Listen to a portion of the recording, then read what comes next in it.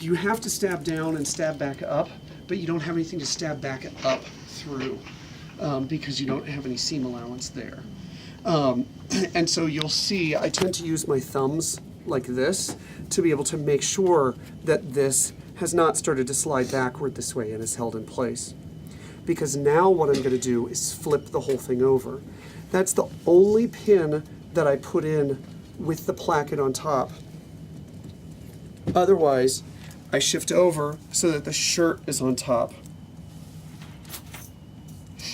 Starting from the center, I'm going to parallel pin, matching my stay stitch line on the shirt front to my pencil line on the placket.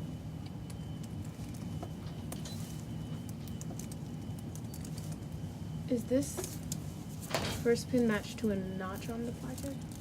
It's matched, okay. It's the center point on the placket. And I'm going to continue to perpendicular pin all the way up. Again, matching stay stitch line to pencil line.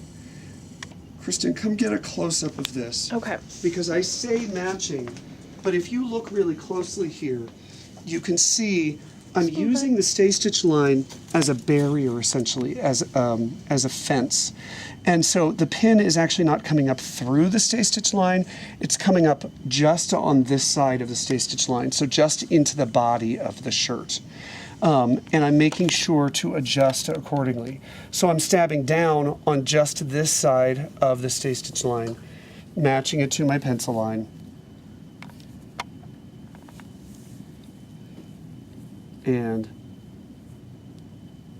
stabbing back up, and you can see that I'm adjusting here to make sure that I'm on this side of the pencil line.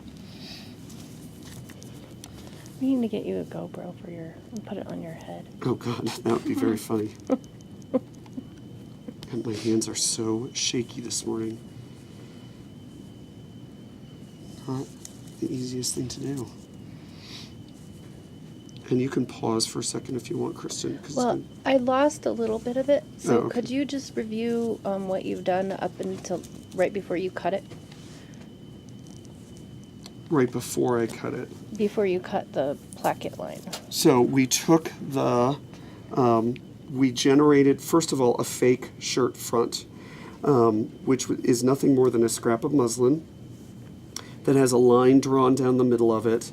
That line is 10 inches long to represent the placket opening in the front of your shirt. It's got an inch of seam allowance up at the top to represent the seam allowance along your neckline. I then have generated and cut a placket piece, which is this rectangle. Because our placket wants to finish at 1 inch, when all is said and done, it wants to be 1 inch wide. I've gone ahead and cut that piece 3 inches wide, so that it's 1 inch on the face, 1 inch on the facing, and that then leaves a 1/2 inch on either edge of it.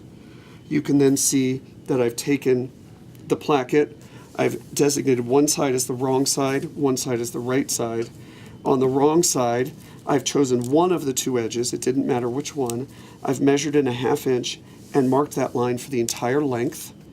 And I've given myself a dead center notch on it as well.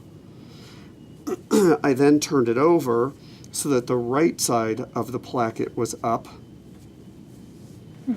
Yep. And because this is a sample, I've gone ahead and marked that same line a 1/2 inch over on the other long edge. If this were the real thing, what would I mark that line in? Invisible disappearing Disappearing magic marker. marker, exactly. That magic-y stuff that doesn't show later. And now I'm pinning with right sides together. I went ahead and did the stay stitch, where I stay stitched on one side of my center line, down one side approximately 1/8 of an inch over. Then at the bottom I pivoted and created a point at the very bottom of the stay stitch, and then came back the other side, back up the other side. So we're pinning it to the stay stitch. We're pinning the line on the right sides together along the stay stitch line. Yep, stay stitch line to pencil line. And I did make sure once I put all of my stay stitch line in place that I pressed to be able to get the stay stitching line to relax before I started to work with it again. Great. That was a great summary, Ted. I think it's a good thing. Actually, I love it. I actually kind of love it when you guys ask those questions. All right, one of the things that we didn't cover in the summary, we started with a pin on this side, with the placket side up. And where did that pin go? In the center. Dead center, matching center to center.